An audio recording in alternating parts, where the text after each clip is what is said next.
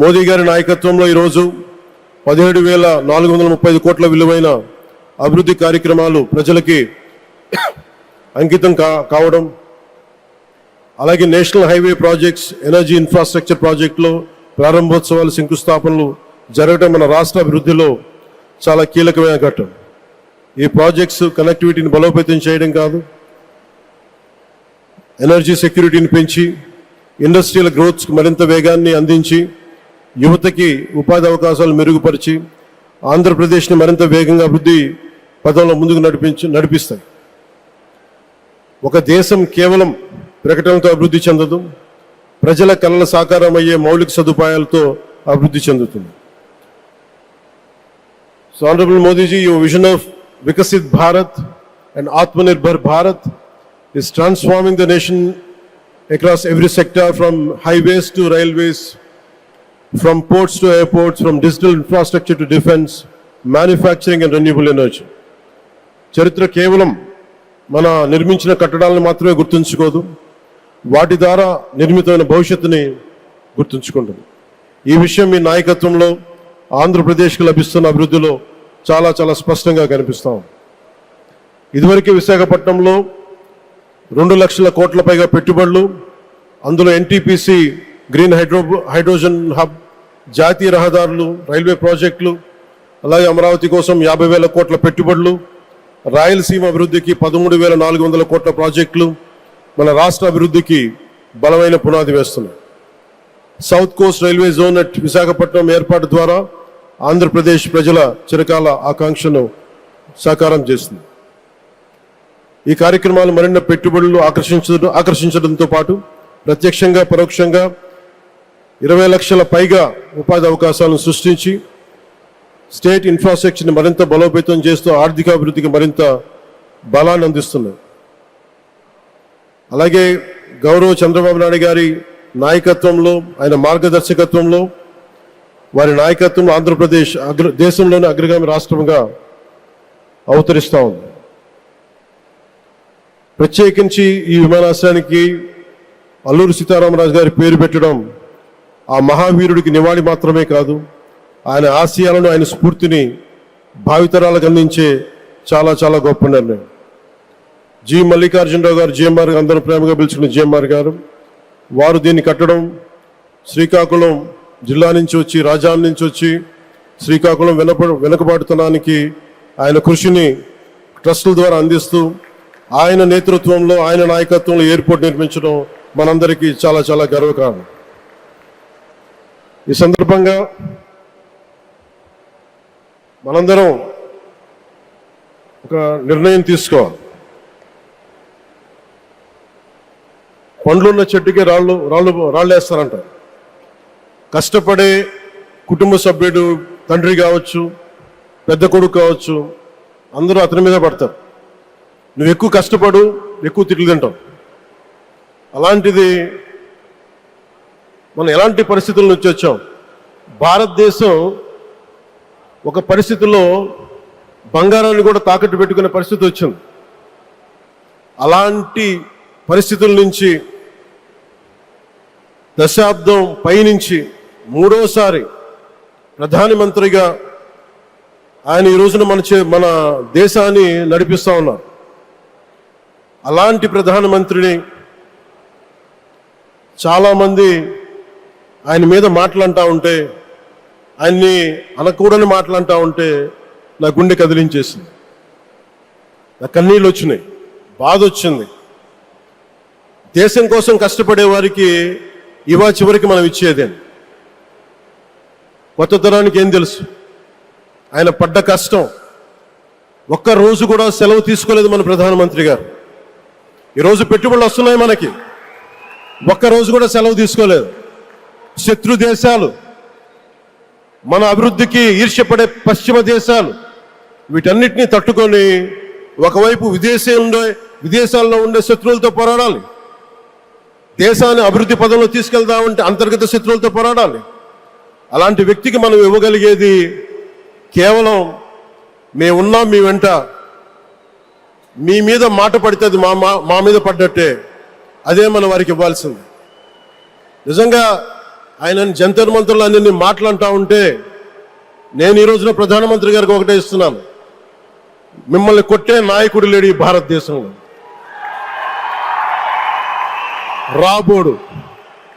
కానీ మీరు పడ్డ శ్రమ, మీరు పడ్డ కష్టం ఎవరు తీసుకోలేరు. ఎన్ని బాధలు పడ్డా, ఎన్ని దెబ్బలు తిన్నా ఈరోజు మనం గర్వంగా చెప్పుకుంటున్నాం. మన ఉత్తరాంధ్రకి ఎయిర్పోర్ట్లు వచ్చినాయి, ఇన్ని లక్షల పెట్టుబడులు వచ్చింది ఆంధ్రప్రదేశ్కి. కానీ ఇవన్నీ తట్టుకొని చెయ్యాలి అంటే 144 కోట్ల తాలూకు ప్రజల ఆకాంక్షల్ని ఎంతోమంది వెనక్కి లాగుతున్నా, ఒకళ్ళు ముందుకు తీసుకెళ్లాలంటే ఎంతమంది తిడుతున్నా విమర్శిస్తున్నా తీసుకెళ్తున్నారంటే ఒకే ఒక్క నాయకుడు ప్రధానమంత్రి శ్రీ నరేంద్ర మోదీ గారు. నేను ఎందుకు తపన పడ్డాను, నేను అలయన్స్ కోసం ఎందుకు తపన పడ్డాను, మీ నాయకత్వం మాకు కావాలి ఎందుకు తపన పడ్డానంటే, ఈరోజు ఎయిర్పోర్ట్ ఆపేశారు. ఒక చిన్నపాటి ఎర్ర బస్సు కూడా రాని చోట ఎయిర్పోర్ట్ అవసరం లేదన్న వ్యక్తులకి సమాధానం ఇదే.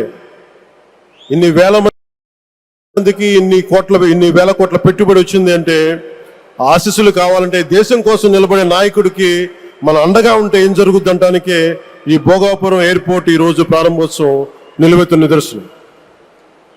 ముఖ్యంగా 25 సంవత్సరాలు లోబడి ఉన్న పిల్లలు ఉన్న ప్రతి ఒక్కరికి కూడా నేను ఈ సందర్భంగా తెలియజేస్తున్నాను, పిల్లల్ని సరైన దారిలో పెట్టడం, సరైన సంస్కారాలు నేర్పించడం చాలా చాలా అవసరం. ఈరోజు పొద్దున్నే ప్రధానమంత్రి గారి స్టేట్మెంట్ చూశాను. ఆయన తిట్టిన, ఎన్ని దూషించారో వారిని కూడా పెద్ద మనసుతోటి క్షమించారు ఆయన. అలాంటి ప్రధానమంత్రి గారికి మీ పాదాలకు నేను నమస్కారం తెలియజేస్తున్నాను.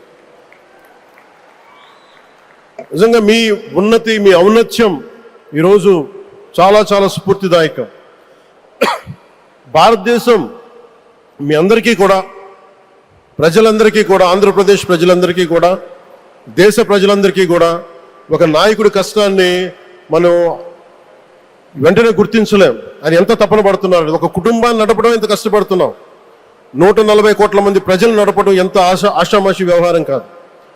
ముందుకు తీసుకెళ్లే నాయకుడికి తెలుస్తుంది. అలాంటి వ్యక్తికి మనం ఏమి ఇవ్వగలం. దేశాన్ని నడిపించడం అంటే రామకార్యం లాంటిది. హనుమంతుడు లంకకు లంఘించినప్పుడు అనేక అవంతరాలు వచ్చినాయి, అనేక అడ్డంకులు వచ్చినాయి. రామకార్యం చాలా గొప్పది.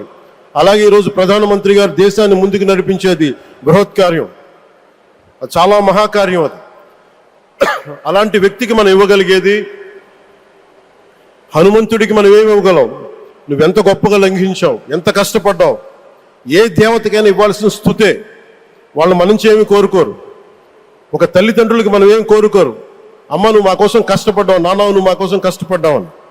అలాగే ఈ దేశ ప్రధానికి, సెలవు తీసుకోకుండా పనిచేస్తున్న ఈ దేశ ప్రధానికి మనం ఇవ్వగలిగేది, మీరు మా కోసం ఎంత కష్టపడ్డారు, మీరు మా కోసం నిరంతరం ఎంత శ్రమ తీసుకున్నారని చెప్పడమే మనందరి కర్తవ్యం. అలాంటి గౌరవ ప్రధానమంత్రి గారికి మనస్ఫూర్తిగా మీరు అనుకున్నంత కాలం అధికారం మీరు వద్దంటే వదలాలి, కానీ అధికారం మీ చేతుల్లోనే ఉంటుంది. దానికి మేమందరం నిరంతర కృషి చేస్తామని తెలియజేసుకుంటూ, భారతమాత ముద్దుబిడ్డ మన ప్రధానమంత్రి నరేంద్ర మోదీ గారికి ధన్యవాదాలు తెలుపుకుంటూ, ఒక్కసారి ఆయనకి ఇవ్వగలిగేది భారత్ మాతకి జయజయలు చెప్పుకుంటూ సెలవు తీసుకున్నాను. భారత్ మాతాకి. గౌరవ ప్రధానమంత్రి గారికి మరోమారు ధన్యవాదాలు తెలుపుకుంటూ, మీ ఆశీస్సులు మా అందరికీ కావాలి, రాష్ట్రానికి కావాలని తెలియజేసుకుని సెలవు తీసుకున్నాను. జై భారత్ అండ్ జై హింద్.